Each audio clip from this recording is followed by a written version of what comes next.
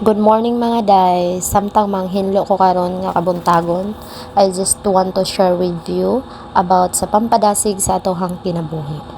Opportunity to worship the Lord. Tanan ta gihatagan og opportunity to worship the Lord, pero dili tanan ni grab niini nga opportunity.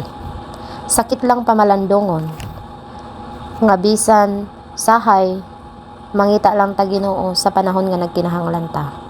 Maampo lang ta sa Ginoo sa panahon nga walang-wala na ka. Mubasa lang tag Biblia kung kanus aka ganahan.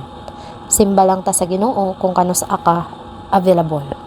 Mahadlok ka malit sa trabaho, pero dili ka mahadlok malit sa simba. Ang pangutana, kinsa man gyud ay imong Ginoo? Ang panginabuhi o ang tag-iya sa kinabuhi? Remember igsuon, dili gasolinahan ang Ginoo, nga moduol lang ka kung empty na ka. Pero kung full tank gani, dili gyud mohapit, maglabay-labay ra. Sakto o dili? Sadto si, kita nga dool lang og simbahan, usahay malit patam abot. Usahay dili pagyud kaabot, siguro wala ka tuod og simbahan. So on, worshiping Jesus means living our comfort zone.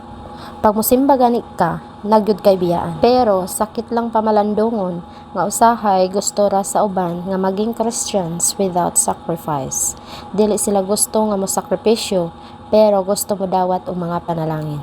So on, dili pwedeng moingon ka nga blessed ka, grateful ka, pero wala kay gibuhat nga sakripisyo para kay Lord. Kay gusto ra sa uban nga modawat lang sila nga wala nila hagui, ug mao na gitawag og scammer Christian.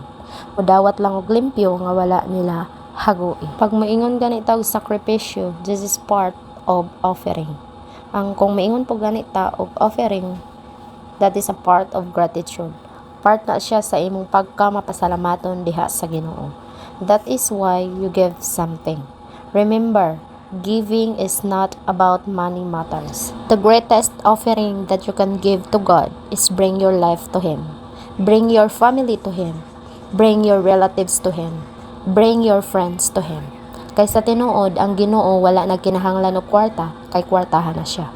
What He need is yours, igsoon. Gikinahanglan niya ang imong oras, ang imong panahon, ang imong sakripisyo, ang imong effort ug labaw sa tanan, ang imong kinabuhi. Salamat sa inyong pagpaminaw.